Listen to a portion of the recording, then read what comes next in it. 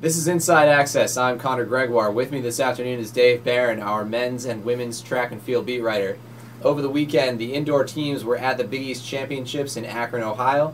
Dave, how did Emily Jones fare this weekend? Sure. Emily Jones was she was one of the highlights this weekend for the Hoyas. Got things started on Saturday afternoon in the 5K.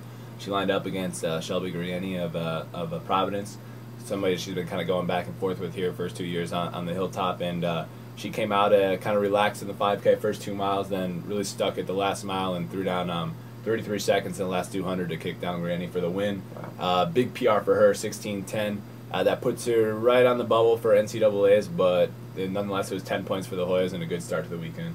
Now, what about Ayelu Tai? He had kind of a competition representative of his entire career, is the way you put it. Yeah, I think Ayelu, what you saw out of him this weekend is pretty much what you've seen on him from the hilltop. Some flashes of greatness and really his potential, and then some times where he kind of a little bit of a disappointing race. So it was Saturday night. He was the anchor on the men's DMR, and again it was going up against the Providence guys. Had put together a pretty good team, and Ayelu ran a spectacular anchor.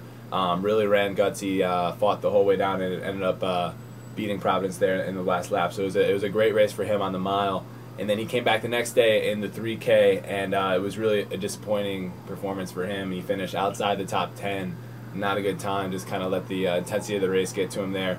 And we've kind of seen that a lot from Ayelu, in that he's been really, really great at times, and other times not so much.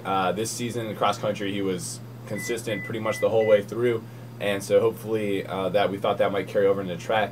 It's been kind of an up and down season for track. Hopefully things will change for the outdoor season. All right, so Dave, what can you tell me about the 4x400 as far as it pertains? London Finley, Deidre Sanders, they had great weekends. Yeah, London Finley and Deidre, well, they first were in the Open 4 themselves, finished first, second in their heat, third and fourth London, and then Deidre respectively in that. So they had a great outing. Both ran around 55 point in the Open 4. Great to see the Hoyas finish that high in that event. And then they came back on the 4x4 and really just had a great team. They joined up with Amanda Kimbers and Shayla Green, and they came out and they got the win, which was really impressive to see. Both London and Deidre performed well on that, especially Deidre. She split 53 point on the anchor leg there, which is a really huge leg for her to run and to get that win. The Hoyas took that team to NCAA's last year for indoor. This year going to be a little bit more difficult. They're probably going to have to get their time at one of these last chance meets if they run it down to around 3:36. That's going to be hard to do, but nonetheless, I mean, 10 points at the Big East meet and a great performance was great to see this weekend.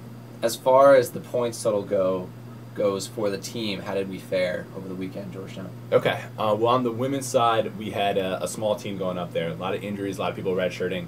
Only had about 14 people up there, so they were pretty limited, and people are running 3, 4, in Amanda Kimber State's even like 5 races in the weekend. But they fared pretty well. They finished 4th place.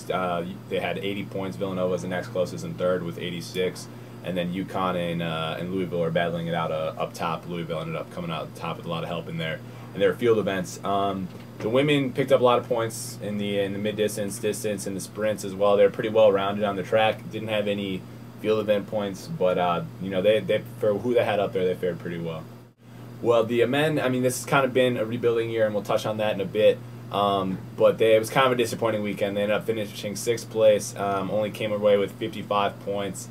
They got some big wins from Chris Kinney and the men's DMR, but a lot of their young talent didn't really step up in in some of the middle distance events. I mean, it was going to be tough to compete, but I mean, would have liked to see them do a little bit better in that. So all the teams above them, they probably thought were going to finish above them, except for South Florida, who was in the 5th spot. I don't think they've lost to them in recent memory, so that had to be disappointing for the Hoyas. So what is the state of the men's team right now? 6th place finish in the conference.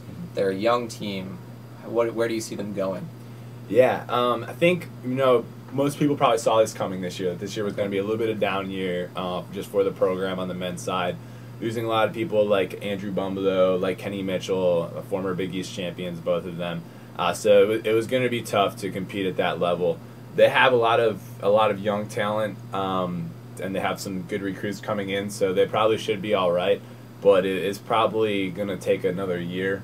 At least, I think outdoor track is going to be a lot of similar things. I mean, they might get some people back like Mark Denon or Andrew Springer, but I think it's going to be pretty similar to the indoor season. So you maybe look next fall back on the hilltop for the Hoyas to try to start contending at the top of the Big East again. But for this year, it's still very much a rebuilding effort.